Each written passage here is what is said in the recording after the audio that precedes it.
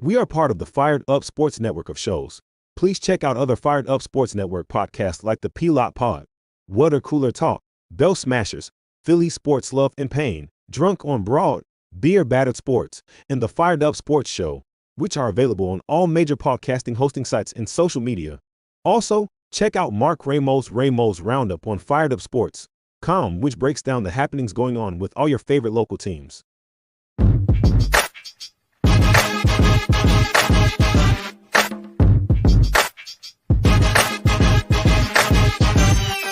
The Philadelphia Eagles are Super Bowl champions. E-A-T-L-E-S, Eagles! Swing and a miss, struck him out. The Philadelphia Phillies are 2008 World Champions of Baseball. Ladies and gentlemen, the Flyers are going to win the Stanley Cup. The Flyers win the Stanley Cup. For the lead. Yes! Iverson, wow, what a fake off Daniels as he broke his ankles and got all the way to the cup.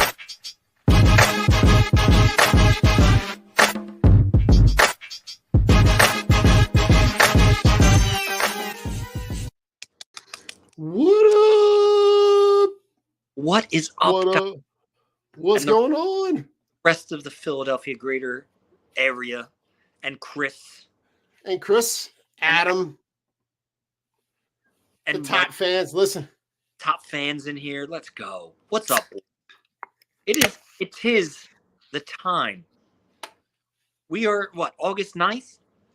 A little over 2 weeks left until Yeah, until football time. It's time to it's get. time. It's time. I mean, It's been time. We're gonna have some position conversations Ooh. about how this roster susses out. But we're coming up on training camp. Training camp is going to be around the corner before you know it.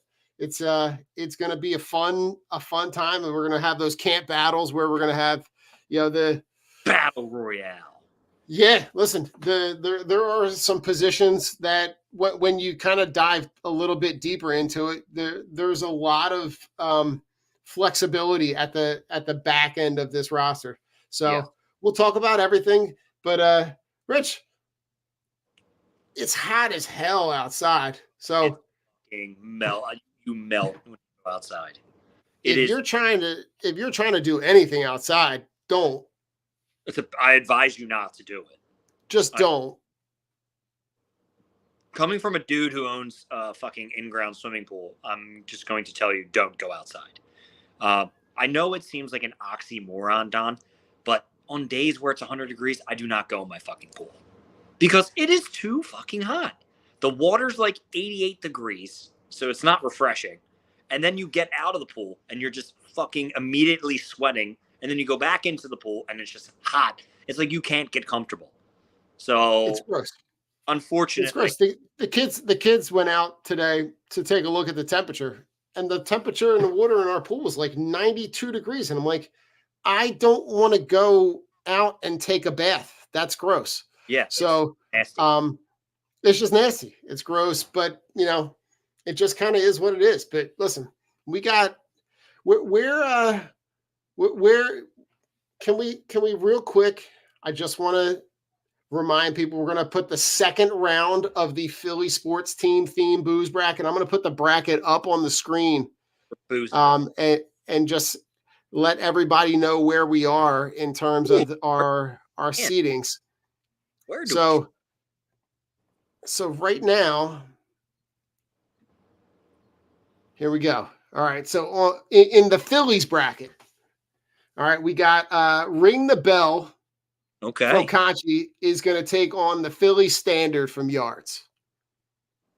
I like it. And the High Hopes from Four Fingers, the High Hops, is going to take on the Harper's Hazy from Sterling Pig. Okay, so that's our Phillies bracket. Now, on the opposite side, in the Eagles bracket, we got the South Philly special. All the number one seeds moved on, I see except in the Flyers bracket. that. Ooh. We had an upset. We had the equivalent of a 16 seed. we've got We've got the Fly Like an Eagle, which is the Evil Genius. We've got the number 2 seed, the Dallas Sucks. Hell yeah, baby. From Weyerbacher, They taking on they the number 5 Dreams and Nightmares. Dreams and Nightmares, baby. Oh, I'm still going Dallas Sucks. It's always Dallas Sucks. Yes, for whatever it's worth, it's always Dallas Sucks. It's always. But you've got in the Sixers bracket, we've got the Trust the Process, which is also an Evil Genius, taking on the Answer, which is a Yards Misconduct Tavern collab. The Conchi Brewing Zooisms is taking on the Emperor's New Jump Shot, which is a Misconduct and Conchi Brewing too. I was very, very happy, Rich, that both of the wine fill-ins that we had to add, both of those got 0% of the vote. Which is very good by my book. Correct. Yes. Now, in the Flyers bracket, the number 1 Gritty Gruel got taken out by the also gritty themed Nightmare Fuel from Broken Goblet. So the number 8 seed moves on to take on the number 6 Jonesy's Hockey Lager. Ooh. And then the number 2 seed, the Crosby's Tears. Crosby's Tears, baby. Is taking on the Snyder IPA. Ooh, little Schneider IPA there for you. Yes, these are gonna go up maybe tomorrow. These are gonna go up this week, and we'll have our second round, and then we'll try to wrap this up right around the end of the summer and see where we are. But this was it's been fun. It's been fun to kind of take a look at these things. But even more fun, Rich, is to take a look at the Eagles depth chart and take a look at where this team could have some position battles. So the one I want to start with is at corner. Oh, of course. Because I feel like at corner, Darius Slay is your number 1. He's locked in. He's the guy you're going to pencil in. The guy that's going to play opposite of him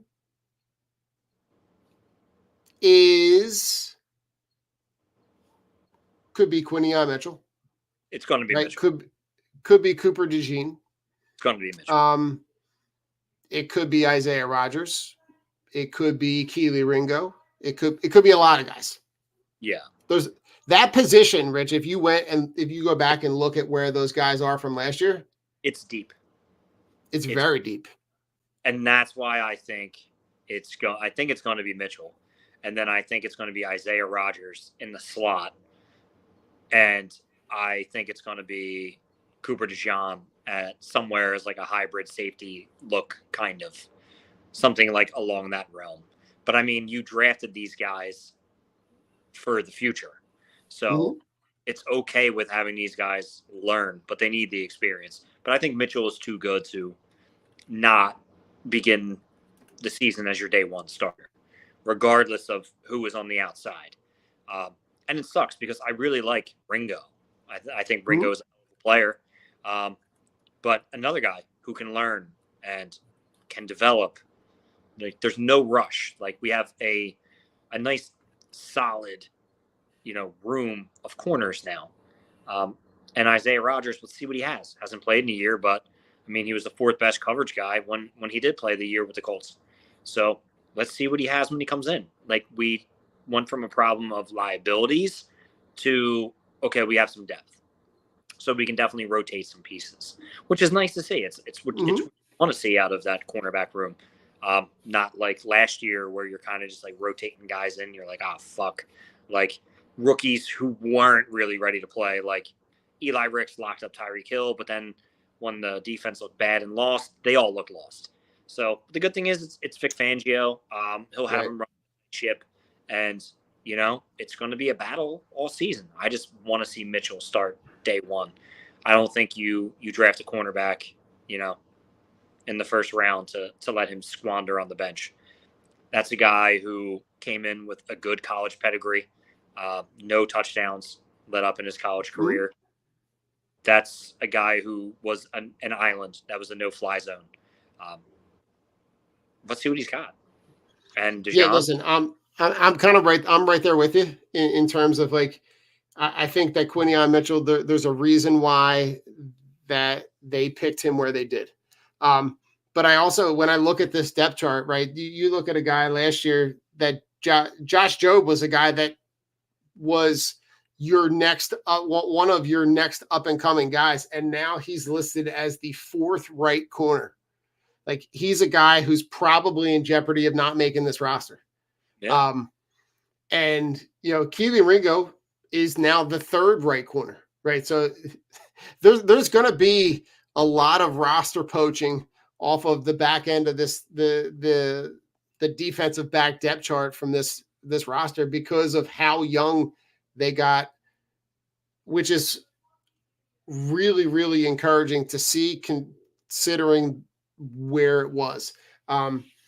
Right. Yeah. I think I think we'd be remiss if we didn't acknowledge the fact that James Bradbury's time in with the Birds is done.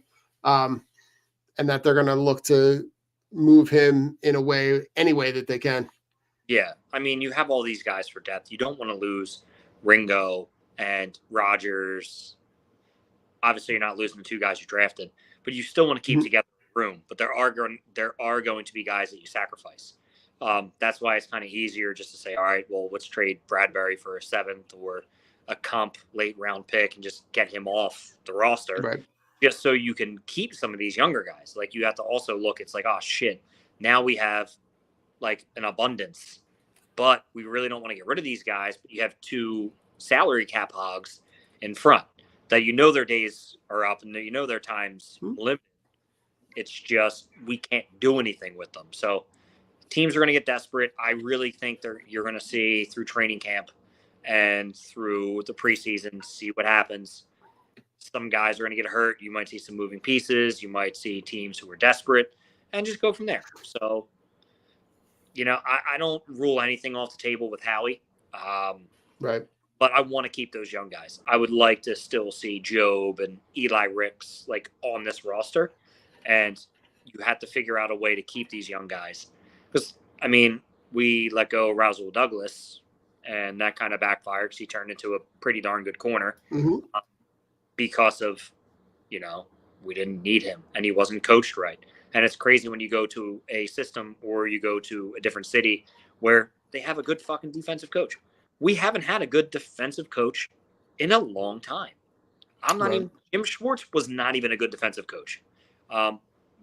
Jim Johnson was pretty much like the last guy we had who fucking had the city on his fucking back and everybody loved his defense.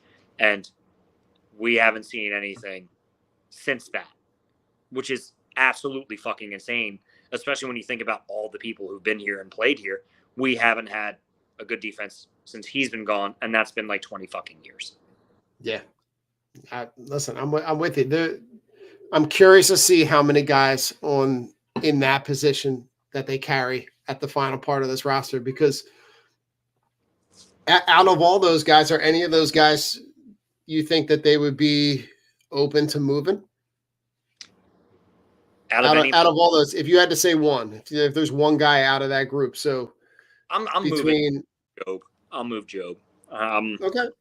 Content with moving Jobe. I love Eli Ricks. I mean, I don't want to move Jobe, but that's a guy. I mean, he's just got the Alabama pedigree. Same thing as Ricks. I mean, they're 2 guys that they played in big schools and they were decent last year when they were thrust into their roles.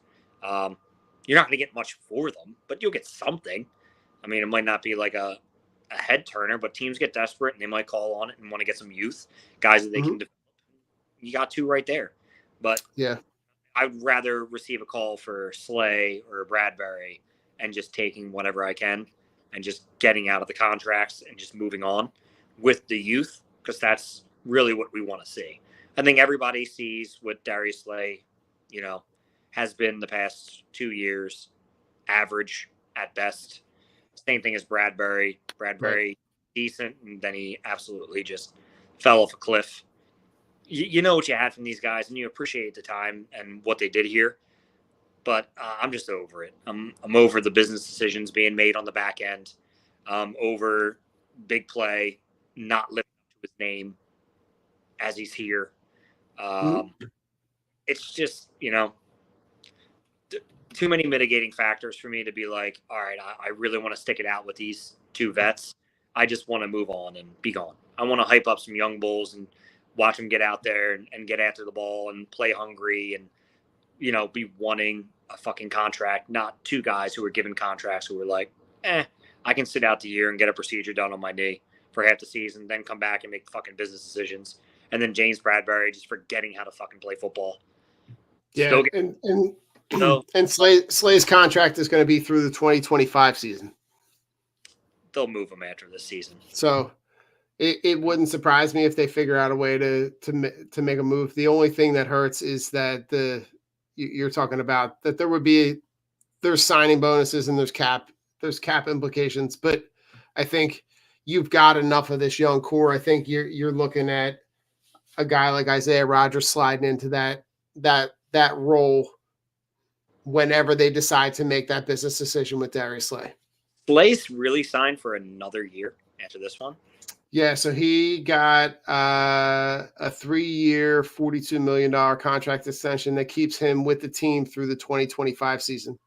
Oh, that's so fucking gross. Yeah. So he is probably, he's the guy on this defense that's probably been around he's been around the team the longest. And I think from a technical level, it's probably not a bad thing to have a guy like that in the room. No, because you can't have just a pile of young guys. You got to have the vet presence in there at some point. So, but that's the one that I'm kind of most curious about how it plays out during this season. So, next position, Rich. What happens at linebacker?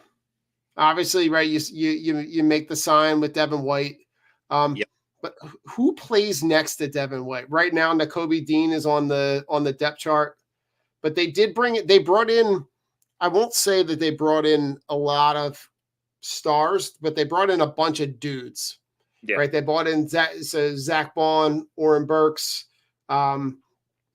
You've got Jeremiah Trotter Jr. You've got Ben Van Sumer. You've got guys. But you don't have. Is there a guy out of that group that you want to see playing next to Devin White in the middle of the defense? Yeah, I want to see Nakobe Dean, and I want to see him be healthy. I want to see just Dean do what he did in the short time that he played at the end of the one season, where he had fucking go Birds, where he had 13 tackles in like 3 minutes. Like that's what I want. I want that Nakobe Dean back. Hopefully he can stay healthy and he can anchor down that defense. Him and Devin White. I mean, those are guys you're going to need. Who else did they sign for the outside? We had Devin White. So you've got the guys that are listed in the linebacker room. So remember, now with Vic Fangio, you're talking about a 3-4, right? So you've got Bryce Huff listed, Nakobe Dean, Devin White, Nolan Smith. Nolan Smith looks a little swole. So he's a guy to keep an eye on the outside to come off the edge. Yeah. But that next tier is Josh Sweat, Trotter Jr., Oren Burks, Zach Bond. They drafted the kid Jalix Hunt, which is more of a project. Yeah. I think it's going to be Dean or Burks. I mean, I want it to be Dean just because I want to see him play and I want to see him play to his potential. But that's who I'm going with. I'm going with Nakobe Dean to help anchor this defense because all those other guys are. I know the one kid, he was a monster. I forget what school he went to, but he was a tackling machine. Then when he came from the Saints, didn't really get much run down there. Zach Bond. But so again, Zach Bond played a bunch on special teams with the Saints. Yeah. And his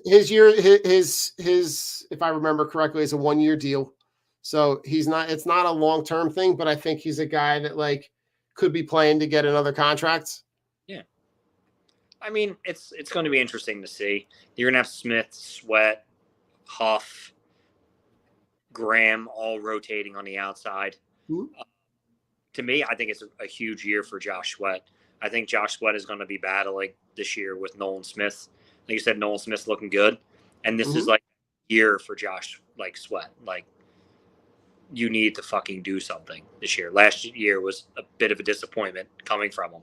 So that's a position battle that I'm looking at, is to see who's spot Nolan's mistakes. Obviously not Huff, but that's going to be interesting. And the inside linebackers, like you said, so many guys, not enough names. You just hope, honestly, Devin White is living up to the old Devin White and can just find himself revamped in this Eagles defense and just let Nakobe Dean be Nakobe Dean if he can stay healthy. And that's the wild card, right? Have him stay healthy. If he can stay healthy, then sky's the limit with him. It's the kind of thing though that like he just, in the time that he's been here, he just can't stay on the fucking field. It just for whatever reason, he's just not able to stay healthy, and that's his biggest battle. But I think playing next to a guy like Devin White should motivate. is going to be huge, because that's a guy that is very similar body type, very similar style of play on the field, which only can only help translate for him into growing the depth of his game to be able to apply the things that he knows how to do. And I think when you're playing behind Jalen Carter and Jordan Davis and Milton Williams, they're going to be able to eat up some blocks, so it might give you a little bit of space to run. Oh hell yeah! It's going to be fun. I think it's going to be a fun year watching that defense. I do. Hopefully, it reminds me of the Eagles of old, not the Eagles of recent. I just want to see him get after the quarterback, man. I want to see him just smacking the fuck out of these quarterbacks. Like, I'm sick of watching that defense where there was nothing but time every single fucking play. Like, I want to see quarterbacks get fucking hit. I want to see like a good blitz scheme. I want to see dudes coming around like off the edge, like just thinking about like reminiscing of like the Eagles of old, like Trent Cole just blowing off the fucking edge, like seeing that shit. Speaking of like blowing up, I ran across a clip of there was an interview with it's an old like NFL Films thing with Takeo Spikes talking about an interaction that he had with Brian Dawkins, and he's like, listen, he tries that again, he goes, I'm gonna end him, and the next play, ball goes towards the sideline, guys looking back for the quarterback, Brian Dawkins comes sideline and literally just blows him up, and it was like,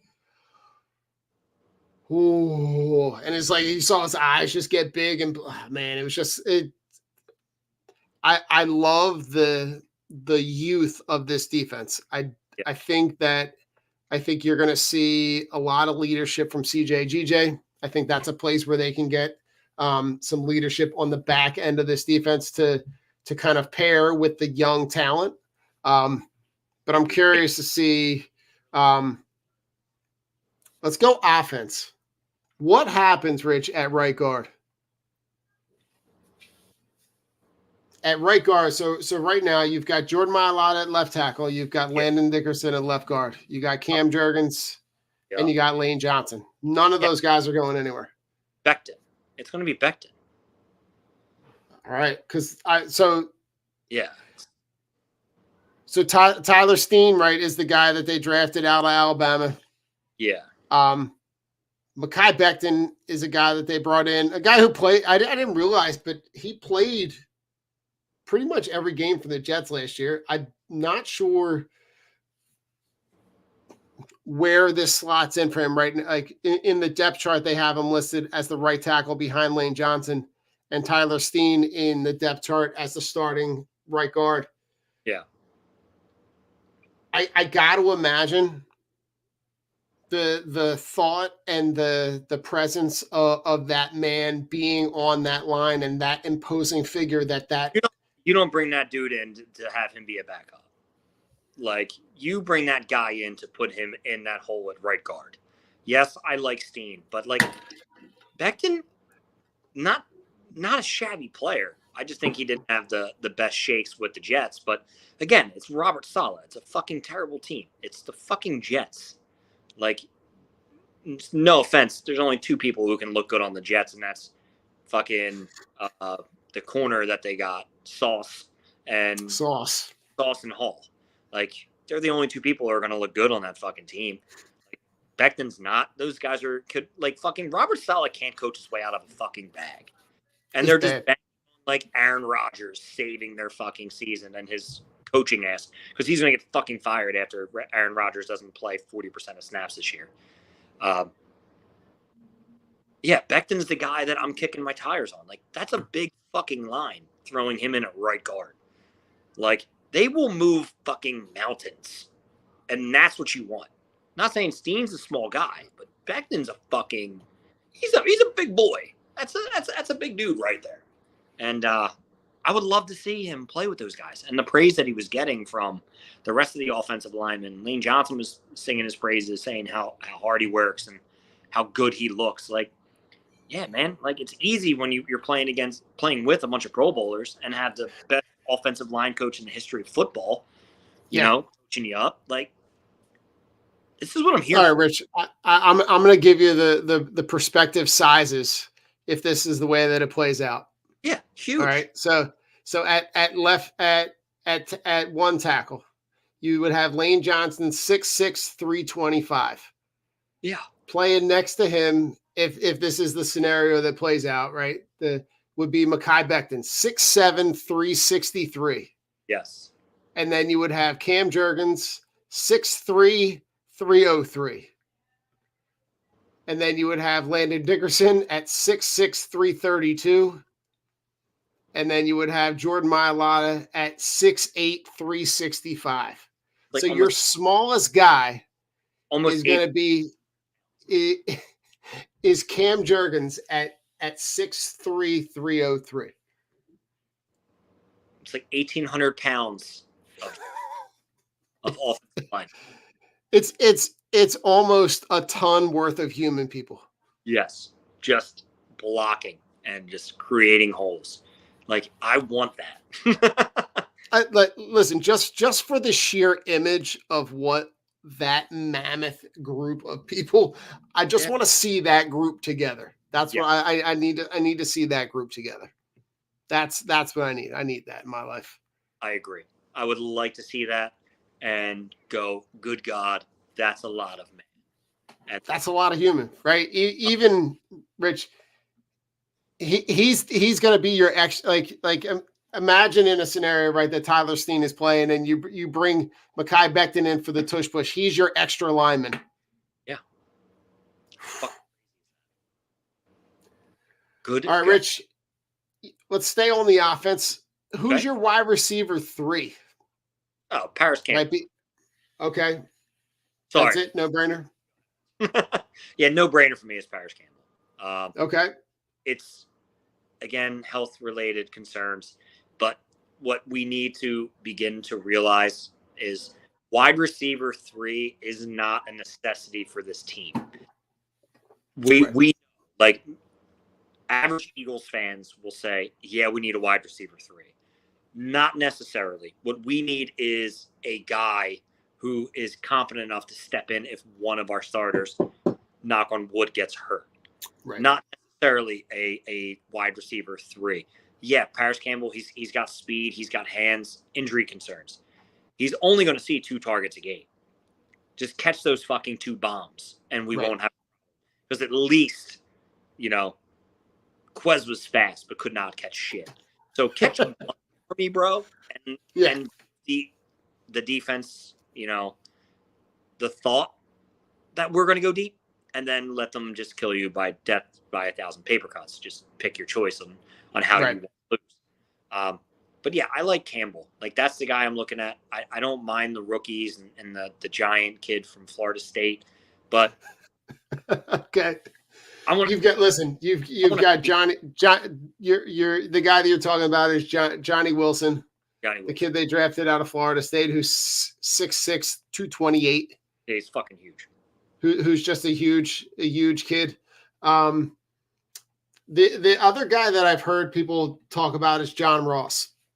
The thought that John Ross is a comp to a guy who's been in the league, who's a vet guy that you can kind of plug and play and put into that role and not have to worry about. Yeah, again, that's another guy, speedster.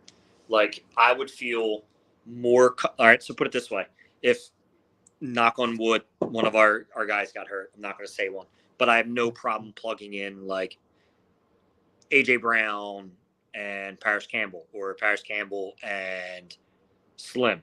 Like, I have no problem, with those two guys. Like, okay, still better than AJ Brown and Quez, or AJ Brown and Julio, or Slim and Julio, Slim and Quez. Like, fucking Christ, that was ugly last year. Yeah. Like, the things you don't want to see.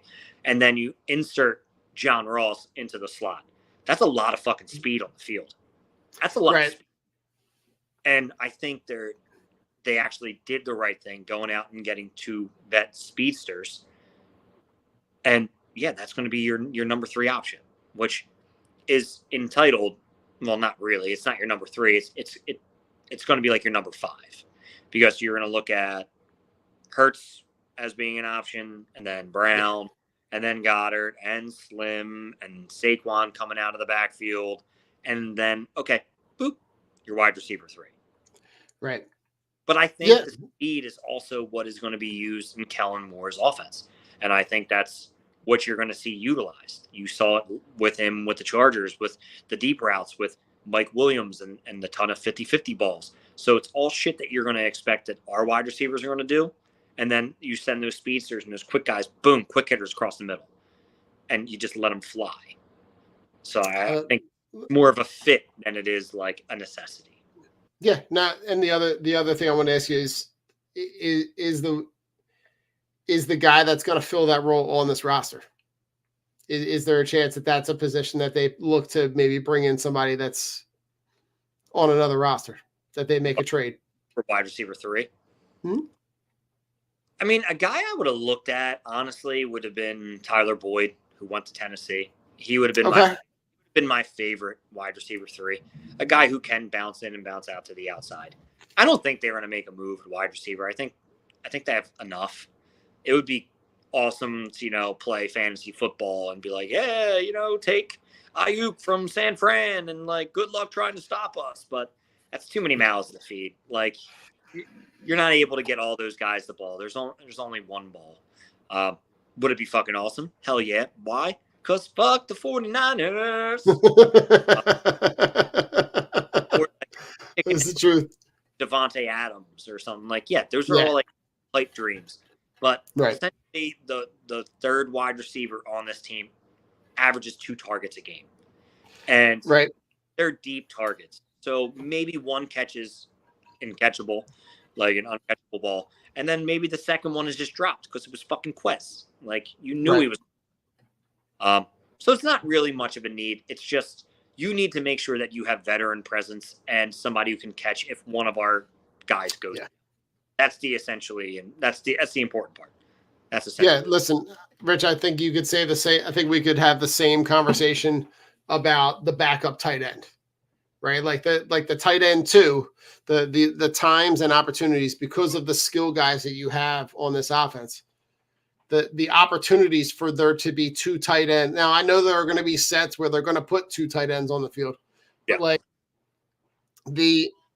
that position is just as, if not less important than the wide receiver 3. But like, I'm curious to see who they pick to fill that role. Whether it's you brought in CJ Uzama.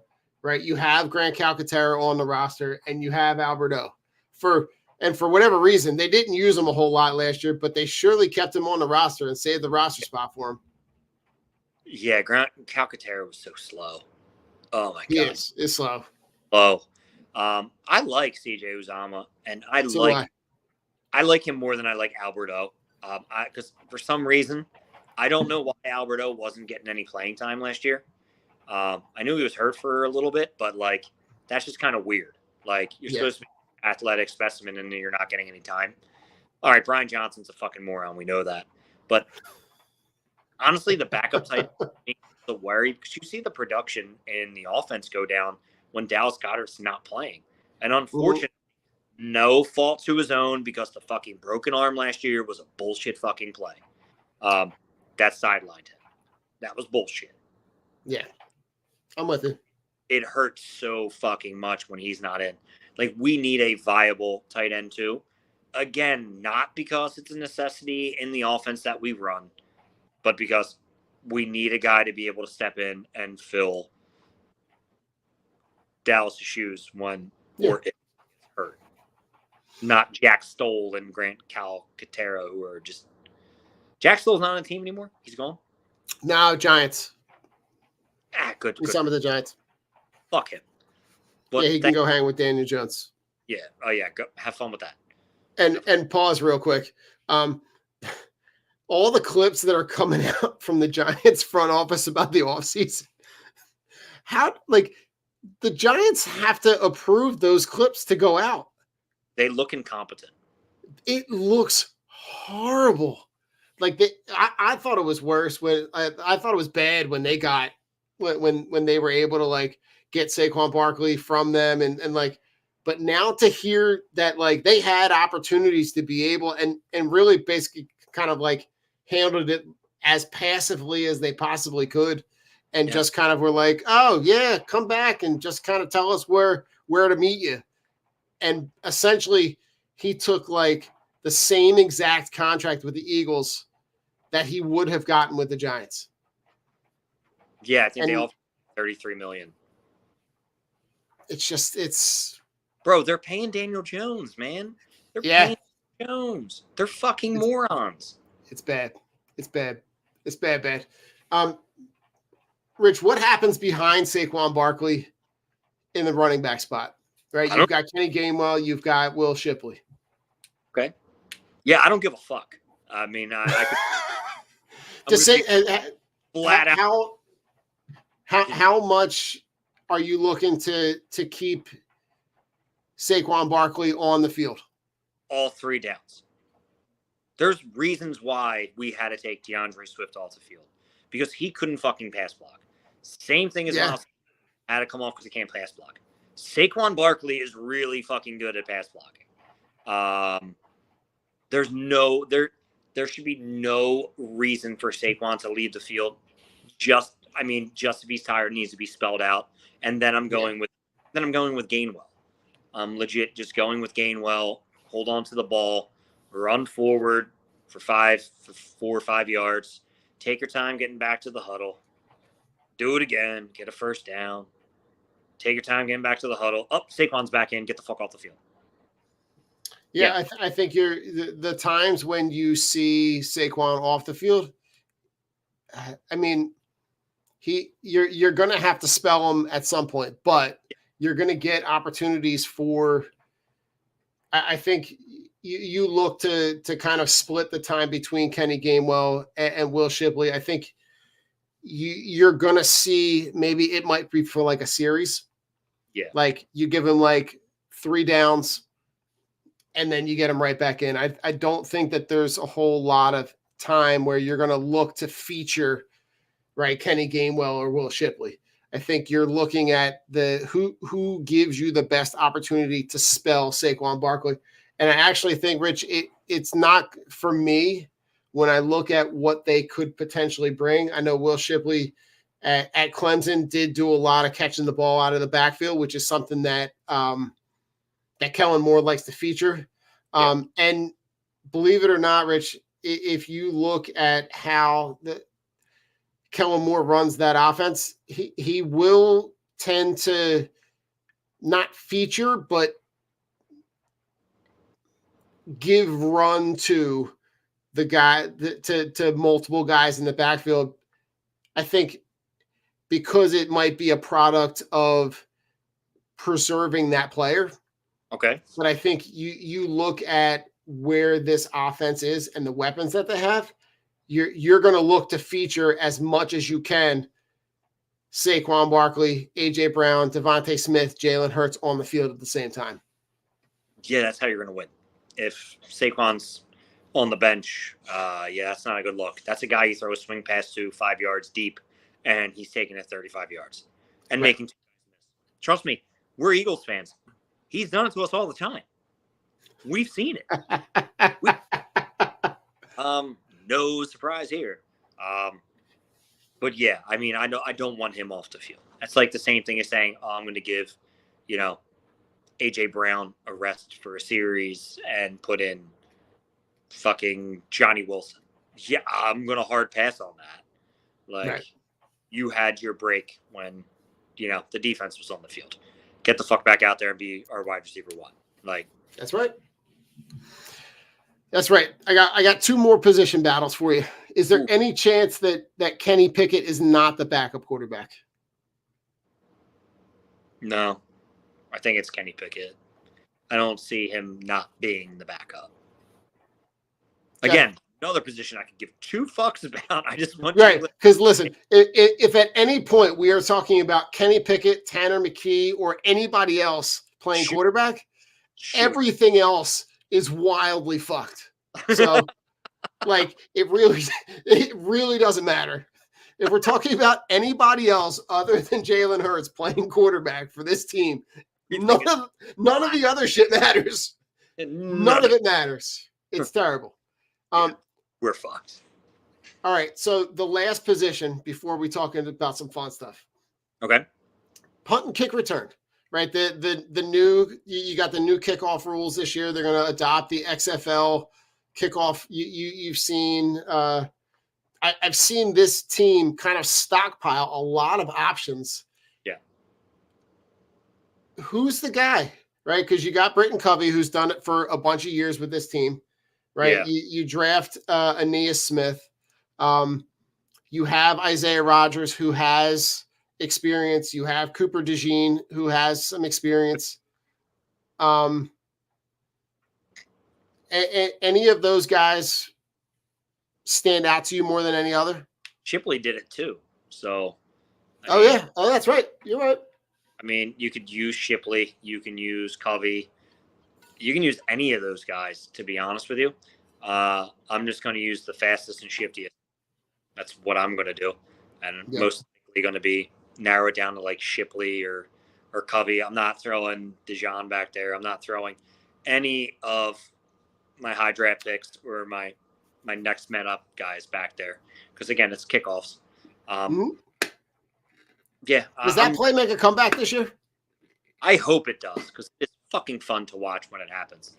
But I doubt it. But it would be fun to see it. We'll see. I'm not sure. I am curious. I'm curious. I think Aeneas Smith is somebody exciting to watch. I think that's a guy that like can be in a slot. But it's interesting. It's interesting. The guy that we didn't talk about Cooper DeJean a whole lot. What do you think he is the guy? I think that he's a guy that slides into the nickel spot. I think he's a guy who is probably more likely to start at the nickel spot than anybody else. I think you've seen what you've gotten out of Avonte Maddox in years past in terms of him and his ability to not be able to stay healthy. He's a guy I'm excited to see on the field. Yeah, it's going to be him or Rodgers. And I'm great with both. I still think Cooper is going to be starting outside next year with Mitchell. And then Isaiah Rodgers is going to be your slot guy. I just don't see it any other way besides that. Not this year, but next year. And we just go from there. But yeah, he's a young, exciting guy. He could also like spell in at safety and be like that Malcolm Jenkins hybrid type. I just want him on the field and see what he can do. I'm just itching to see what these young guys can do. I'm itching to see the camp battles. I want to read about it. It's hard trying to like, I don't really take much away from like OTAs and like mandatory camp, but Jesus Christ, August 9th can't come soon enough so I can just, I'm just so excited. I need it. Inject it into my veins, Don. Inject it into my veins.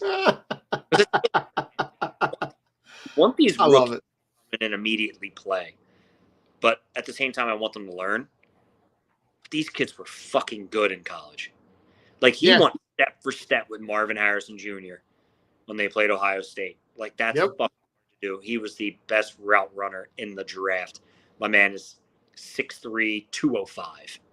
Like, he held his own against Marvin Harrison Jr., and that fucking says something. Doesn't mean he's going to be a fucking world beater because Eli Ricks held his own against Tyreek Hill. You know, you could play that card too. But I just want to see the kid on the field and see what he can do. That's it. Talent for himself in this league, and if he's got a lot of it, we'll find it early. I'm with you. It's crazy. All right, Rich. The weather is funky outside. I don't know about you, but it's outside my window right now. It is wild. Oh, is it pouring rain right now? It's wild. I'm gonna share my screen by just putting this up in front of my face. This is what it looks like. Oh, we didn't get the rain yet. You didn't get it yet, Rich, but it is coming. Yeah, dude, I know it was last night's storms were fucking nuts. Yeah, it's wild. Wild stuff. But we got the Olympics coming up. We do. Are you in or out on the Olympics? I don't fucking care.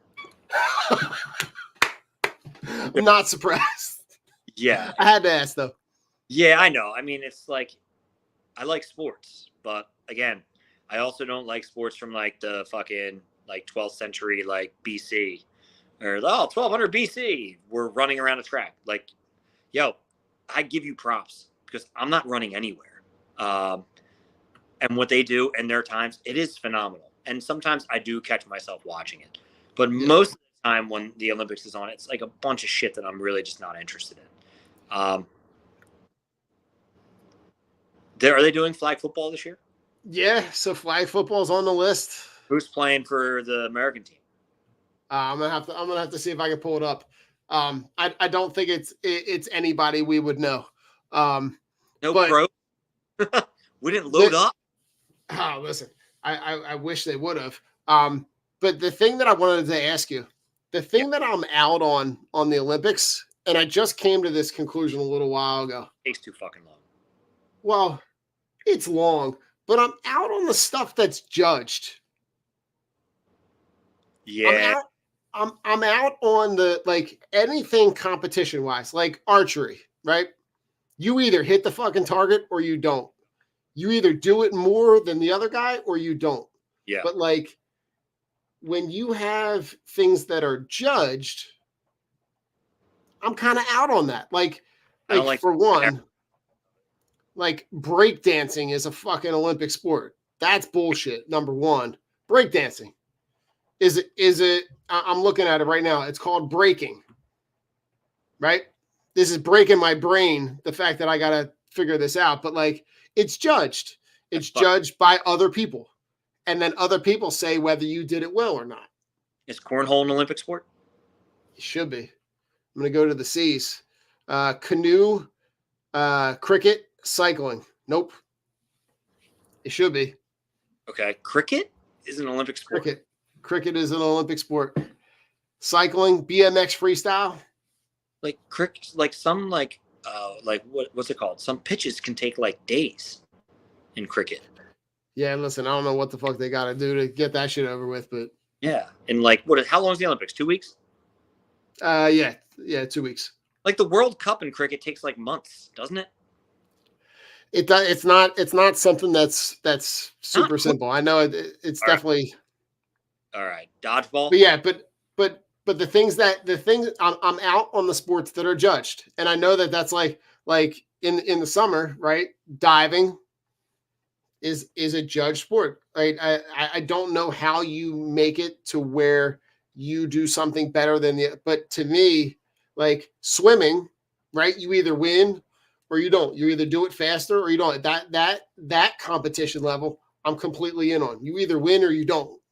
Yeah. But the things that like, oh, I get to decide, it's like how well you did it. And then because I feel like the judging stuff is where you get into the competitive imbalance. That's where you get into the bribery. That's where you get into countries that carry favor with other countries and hold grudges against other countries. Like you either do it or you don't.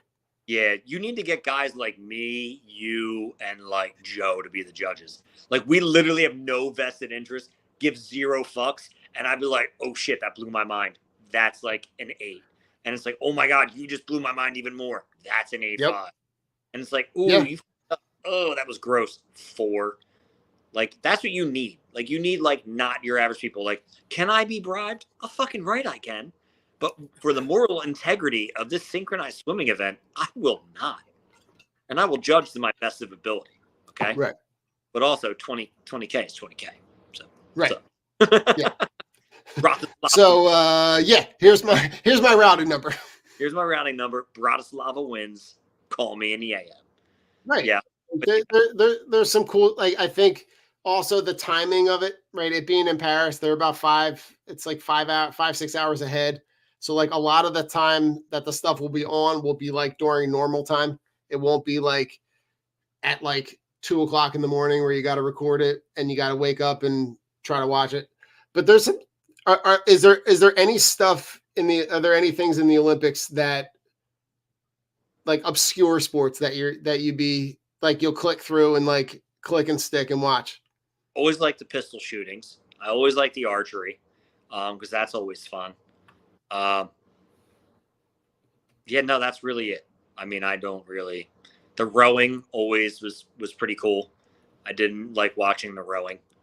And yeah, that's that. I mean, I hated the open swim, especially in Brazil, because that water was like fucking polluted. That they had to swim in outside. That was really gross. But yeah, it's just mainly like the archery. Like, I really think that's fucking dope. And I don't really know what else there truly is, like, besides like the track and field events, because I never catch them. But cricket's awesome to watch. Cricket is fun. Yeah. All right. So I went through the USA flag football roster. You would know nobody. It's legit. They're not professional. They're not professional football players, which I think is a huge miss. Is a huge miss, because you should just show the world we dominate. Right. There's one, Rich. I'm going to try to. Have you ever heard of European team handball? Handball? Yeah, handball's cool. Yeah, handball is. I came across handball when I was a counselor at a sports camp, and they would like each week we would teach the kids a new sport, and the one week we taught them team handball, and I had never heard about it before. By the end of the week, dude, it was wild. Like, we're playing on like a basketball court, so like we're using the 3-point line as like the. Yeah. If you get a chance, people, if you come across team handball, watch it for half a second. It's like a cross between like soccer and like dodgeball, but not. It's hard to explain. Like basketball. It's like basketball, soccer, and dodgeball all had a baby. Yeah. I don't know if 3 people can have a baby, but 3 sports had a baby. Eggs can split. Trampoline is a sport. No. Weightlift. No. I knew I would get you on that one. No, but like I'm curious. Like I'll sit and watch a lot of like the sprinting track and field events. There's a boxing, because boxing is like an old school sport. I'm curious to see that as an Olympics in the Olympics. If it's on, I'll click around and hang around, but it's not. There's not a whole lot of stuff that I'll stick with for like. I have to like. There's not a lot of appointment television. Yeah. No, which is a shame, because I would like it to be. Yeah, I mean, like, I saw how the countries during the Euros with all the soccer, when like the entire country shuts down. Yeah, and it's is watching these games. And speaking of that, see the shit that went on in Miami, that fucking stadium? I thought it was the Hard Rock in Vegas. Was it the Hard Rock Stadium is in Miami. Oh, it is? Oh. Yeah, that's where the Dolphins play. Oh, it's the Legion Stadium. Right? The Legion Stadium is in Vegas. Yeah, I thought it was out there, and I'm like, oh, dude, they fucking destroyed everything. That was absolute mayhem. And we're supposed to host the Olympics soon and the World Cup. Yeah, You better get your shit together, America. Yeah, that was nuts. They fucking destroyed that whole fucking stadium. That's crazy.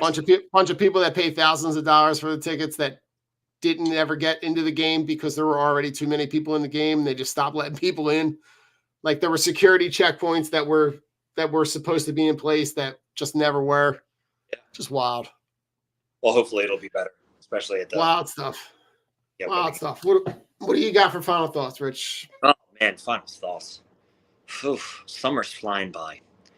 Summer is flying by. It very much is. Dude, it's just weird, Just like time as an adult is just, it flies. One day you wake up, you're 23, and the next day you're 35. That's what I feel like happened to me. I think we just need to slow down and start appreciating things a little bit more. Treasure the time that you have with your kids when they're young, and get involved, be around them, read books, just love them, and love your wife and love yourself, because time doesn't stop. It's irrelevant, right? Einstein said that. Time, doesn't really fucking matter. But at the same time, it doesn't slow down for anybody. And it's just crazy because I feel like I blinked and we're almost done July. And it's just crazy. It just sucks because, as a kid, like summers felt like an eternity. You had nowhere to be. You woke up, you were out of the house, you were constantly doing stuff. And then as an adult, you're just working your life away to pay bills. So that's always the fun stuff. Just enjoy it. Enjoy the life that you made. And, summer, slow the fuck down because I'd like to enjoy it a little bit. Yeah, seriously. Listen, the thing that I kept thinking about, right, is, it was a scary thing for me to go through. I just had surgery coming up on, it was a week ago, Tuesday. So 8 days ago, but that idea of that procedure. And listen, I had a very, very, very mild medical procedure, but still the idea of going under anesthesia and being in a surgical spot and never having been in that spot before, it definitely does. It puts a lot of stuff in perspective. It definitely makes you sit around and appreciate the things that you have. And I think the thing that I think about now, right, is just what you just said, Rich, to enjoy those little moments, enjoy those times where, enjoy the car rides, enjoy when, and I try to self-police it, but if the kids are asking me to do something, I try to just stop and do it just as a thing to keep myself grounded, and try not to get too overloaded with the day-to-day stuff and try to really keep things in perspective. So really looking forward. We're heading down to Brigantine on Friday. So looking forward to, Nice. hanging out together and, really just getting getting an opportunity to spend some time together and just kind of just hang out and just, Nice. keep it fun and just enjoy the time together. That's all I got. How long are you going for? We're going to be down there a week. So we'll be down there Friday to Friday. Oh, sweet. Nice. We'll be in Wildwood. Yes. Oh, Going nice. to the water park, Don. Just saying. Water park. Can't lift 5 pounds. We can go down some body slides. Let's go. Bring the kids. Water park. Oh, I love it. I love it. Rich, take us home. Well, first of all, we're Drunk on Broad. Thanks for tuning in and watching as you always do. I think we're on episode 2076.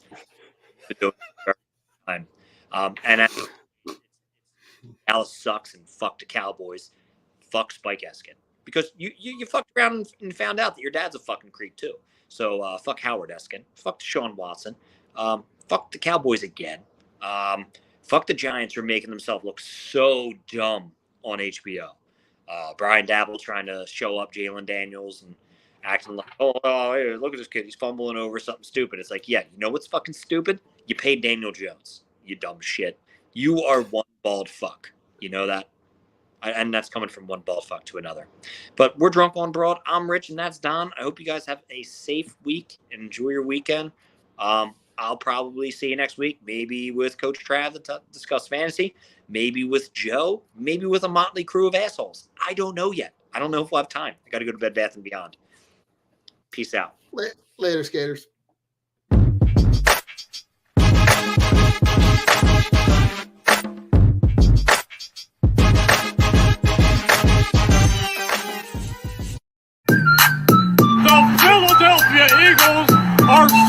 World champions.